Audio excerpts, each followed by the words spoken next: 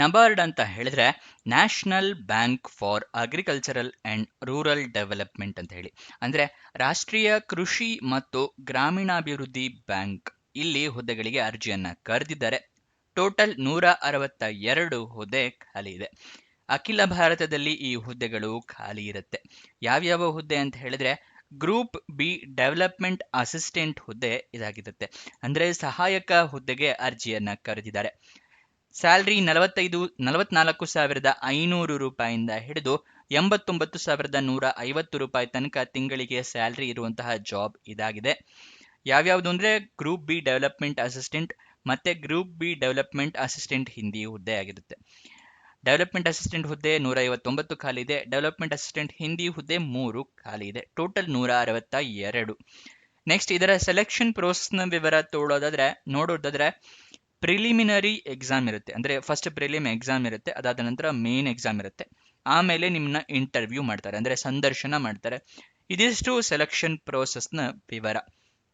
Next ಅರ್ಜಿಯನ್ನ ಹೇಗೆ ಹಾಕೋಬೇಕು ಅಂತ ಹೇಳಿದ್ರೆ ಆನ್ಲೈನ್ ಮುಖಾಂತರ ಅರ್ಜಿಯನ್ನ ಹಾಕೋಬೇಕಾಗುತ್ತೆ.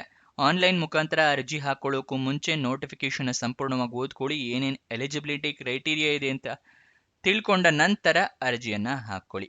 ಈ ನೋಟಿಫಿಕೇಶನ್ ಡೌನ್ಲೋಡ್ ಮಾಡೋದು ಹೇಗೆ ಅಂತ ಕೂಡ ಇದೇ ವಿಡಿಯೋದಲ್ಲಿ ನಿಮಗೆ ತಿಳಿಸ್ತೀವಿ. ಮತ್ತೆ ಆನ್ಲೈನ್ ಅಪ್ಲಿಕೇಶನ್ ನಲ್ಲಿ ನಿಮ್ಮ ಇಮೇಲ್ ಐ ಡಿ ಮೊಬೈಲ್ ನಂಬರ್ನ ಕರೆಕ್ಟ್ ಆಗಿ ಮೆನ್ಷನ್ ಮಾಡಿ. ನಿಮ್ಗೆ ಏನಾದರೂ ಜಾಬ್ ಸಿಕ್ಕರೆ ಇಮೇಲ್ ಅಥವಾ SMS ಮುಖಾಂತರ ಅವರು ತಿಳಿಸ್ಕೊಡ್ತಾರೆ. ಯಾವ್ಯಾವ ಡಾಕ್ಯುಮೆಂಟ್ಸ್ ಬೇಕು ಅಂತ ಹೇಳ್ತಾ ಇದ್ದೀನಿ. ಮೊದಲನೇದಾಗಿ ID ಪ್ರೂಫ್ ಬೇಕಾಗುತ್ತೆ. ಆಧಾರ್ ಕಾರ್ಡ್, ವೋಟರ್ ID ಅಥವಾ ಪಾನ್ ಕಾರ್ಡ್. ಎಜುಕೇಷನ್ ಕ್ವಾಲಿಫಿಕೇಷನ್ಗೆ ನಿಮ್ಮ ಮಾರ್ಕ್ಸ್ ಕಾರ್ಡು, ಸರ್ಟಿಫಿಕೇಟ್ಸು ಬೇಕಾಗುತ್ತೆ.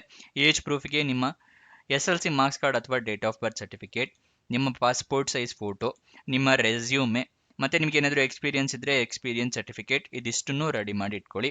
ಒರಿಜಿನಲ್ ಕಾಪಿ ಮತ್ತೆ ಜೆರಾಕ್ಸ್ ಕಾಪಿ ಎರಡನ್ನೂ ತೆಗೆಸ್ಕೊಂಡು ಇಟ್ಕೊಳ್ಳಿ. ಮತ್ತೆ ಆನ್ಲೈನ್ ಅಪ್ಲಿಕೇಶನ್ ಹಾಕೋದ್ರಿಂದ ಸ್ಕ್ಯಾನ್ ಕೂಡ ಮಾಡಿ ಇಟ್ಕೊಳ್ಳಿ. ಇಲ್ವಾ ಮೊಬೈಲ್ನಲ್ಲೇ ಅರ್ಜಿಯನ್ನ ಹಾಕ್ತೀರಾ ಅಂದ್ರೆ ಎಲ್ಲ ಡಾಕ್ಯುಮೆಂಟ್ಸ್ ಫೋಟೋ ತಗೊಂಡು ಇಟ್ಕೊಳ್ಳಿ. ಗೊತ್ತಾಯ್ತಲ್ವಾ? ಅಪ್ಲಿಕೇಶನ್ ಅಲ್ಲಿ ಎಲ್ಲ ಡೀಟೇಲ್ಸ್ ಫಿಲ್ಅಪ್ ಮಾಡಿದ್ಮೇಲೆ 2 ಸಲ ಚೆಕ್ ಮಾಡಿ ಎಲ್ಲ ಡೀಟೇಲ್ಸ್ ಅಕ್ಯುರೇಟ್ ಆಗಿದೆಯಾ, ಕರೆಕ್ಟ್ ಆಗಿದೆಯಾ ಅಂತ ಹೇಳಿ. ಆಮೇಲೆ ಎಲ್ಲ ಡಾಕ್ಯುಮೆಂಟ್ಸ್ನ ಮೊಬೈಲಲ್ಲೇ ಅಪ್ಲೋಡ್ ಮಾಡಿ ಫೋಟೋ ತಗೊಂಡಿರ್ತೀರಲ್ಲ.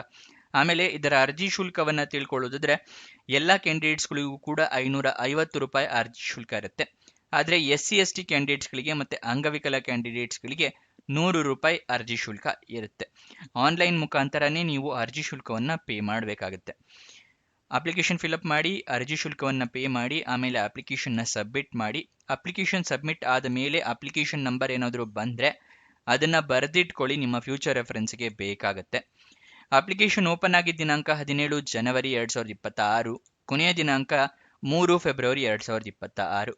3 ಫೆಬ್ರವರಿ ಒಳಗಡೆ ನೀವು ಅರ್ಜಿ ಶುಲ್ಕವನ್ನು ಕೂಡ ಪೇ ಮಾಡಬೇಕು. ಆನ್ಲೈನ್ ಕೂಡ ಅಪ್ಲಿಕೇಶನ್ ಅಷ್ಟರೊಳಗಡೆ ಹಾಕ್ಕೋಬೇಕಾಗತ್ತೆ. ಇವಾಗ ಅಫಿಷಿಯಲ್ ನೋಟಿಫಿಕೇಶನ್ ಡೌನ್ಲೋಡ್ ಮಾಡೋದು ತಿಳಿಸ್ಕೊಡ್ತಾ ಇದ್ದೀನಿ. ಡಿಸ್ಕ್ರಿಪ್ಷನ್ ಮತ್ತೆ ಕಮೆಂಟ್ ಬಾಕ್ಸ್ನಲ್ಲಿ 2ನೇ ಲಿಂಕ್ನ ಕ್ಲಿಕ್ ಮಾಡಿದ್ರೆ ಈ ನಬಾರ್ಡ್ ಜಾಬ್ ಡೀಟೇಲ್ಸ್ ಓಪನ್ ಆಗುತ್ತೆ. ಸ್ಕ್ರೋಲ್ ಡೌನ್ ಮಾಡಿ ಫುಲ್ ಕೆಳಗಡೆ ಬನ್ನಿ.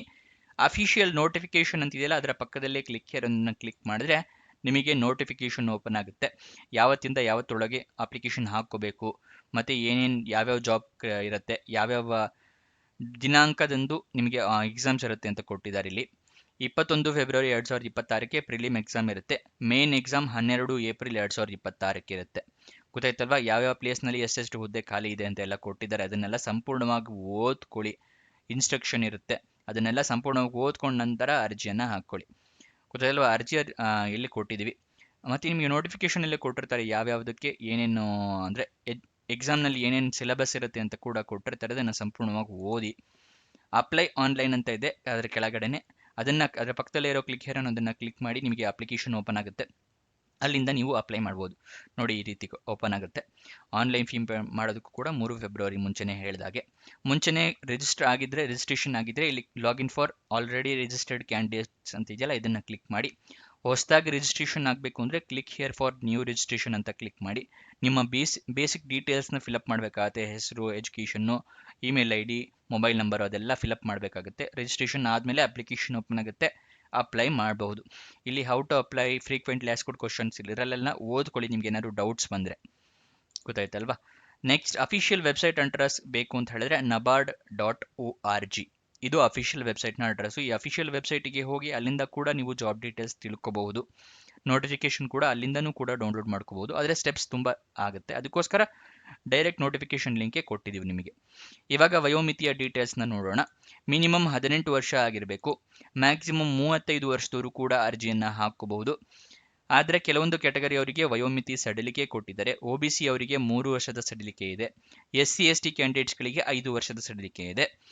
ಅಂಗವಿಕಲ ಕ್ಯಾಂಡಿಡೇಟ್ಸ್ ಜನರಲ್ ಕ್ಯಾಟಗರಿ ಆಗಿದ್ರೆ ಅಂಥವರಿಗೆ 10 ವರ್ಷದ ಸಡಿಲಿಕೆ ಇದೆ. ಅಂಗವಿಕಲ ಕ್ಯಾಂಡಿಡೇಟ್ಸ್ OBC ಕ್ಯಾಟಗರಿ ಆಗಿದ್ರೆ 13 ವರ್ಷದ ಸಡಿಲಿಕೆ ಇದೆ. ಅಂಗವಿಕಲ ಕ್ಯಾಂಡಿಡೇಟ್ಸ್ SC/ST ಕ್ಯಾಟಗರಿ ಆಗಿದ್ರೆ 15 ವರ್ಷಗಳ ಸಡಿಲಿಕೆಯನ್ನ ಕೊಟ್ಟಿದ್ದಾರೆ. ಈ ಎಲ್ಲ ಸಡಿಲಿಕೆಯನ್ನು ನೀವು ಪಡ್ಕೋಬೇಕು ಅಂತ ಹೇಳಿದ್ರೆ ನಿಮ್ಮ ಹತ್ರ ಸರ್ಟಿಫಿಕೇಟ್ಸ್ ಇರಬೇಕು. OBC ಸರ್ಟಿಫಿಕೇಟು, ಜಾತಿ ಪ್ರಮಾಣ ಪತ್ರ, ಅಂಗವಿಕಲತೆ ಪ್ರೂವ್ ಮಾಡೋದಕ್ಕೆ ಡಿಸೆಬಿಲಿಟಿ ಸರ್ಟಿಫಿಕೇಟು ಎಲ್ಲ ಇರಬೇಕಾಗತ್ತೆ. ಎಜುಕೇಷನ್ ಕ್ವಾಲಿಫಿಕೇಷನ್ ನೋಡೋದಾದ್ರೆ ಗ್ರಾಜ್ಯುಯೇಷನ್ನು, ಪೋಸ್ಟ್ ಗ್ರಾಜ್ಯುಯೇಷನ್ನು ಆಗಿರಬೇಕಾಗತ್ತೆ, ಅಥವಾ ಡಿಪ್ಲೊಮೊ ಅಥವಾ MBA, PGDM, PhD ಆದವರು ಅರ್ಜಿಯನ್ನು ಹಾಕಬಹುದು. ಇದರ ಸಂಪೂರ್ಣ ವಿವರಕ್ಕೆ ಅಫಿಷಿಯಲ್ ನೋಟಿಫಿಕೇಶನ್ ಚೆಕ್ ಮಾಡಿ, ಅದರಲ್ಲಿ ಸಂಪೂರ್ಣ ಮಾಹಿತಿಯನ್ನು ಕೊಟ್ಟಿರ್ತಾರೆ. ಅದಾದ ನಂತರ ಅರ್ಜಿಯನ್ನು ಹಾಕ್ಕೊಳ್ಳಿ.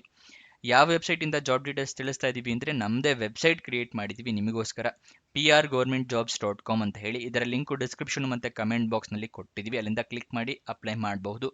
ಮತ್ತು ನಿಮಗೆ ವಾಟ್ಸಪ್ ಮತ್ತು ಟೆಲಿಗ್ರಾಮ್ ಚಾನಲ್ ಗೊತ್ತಿರಲಿಲ್ಲ ಅಂತ ಹೇಳಿದ್ರೆ ಇವಾಗಲೇ ತಿಳಿಸ್ಕೊಡ್ತಾ ಇದ್ದೀವಿ, ಇದನ್ನ ಕೂಡ ಜಾಯಿನ್ ಆಗಿ. ಈ ವೆಬ್ಸೈಟ್ನಲ್ಲೂ ಕೂಡ ಈ ರೀತಿ ಬಟನ್ಸ್ ಇದೆ, ಮತ್ತು ಡಿಸ್ಕ್ರಿಪ್ಷನಲ್ಲೂ ಕೂಡ ಈ ವಾಟ್ಸಪ್ ಮತ್ತು ಟೆಲಿಗ್ರಾಮ್ ಚಾನಲ್ನ ಲಿಂಕ್ ಕೊಟ್ಟಿದ್ದೀವಿ, ಅಲ್ಲಿಂದ ಜಾಯಿನ್ ಆಗಿ ಪ್ರತಿದಿನ ಜಾಬ್ ಲಿಂಕ್ನ ಪಡ್ಕೋಬಹುದು.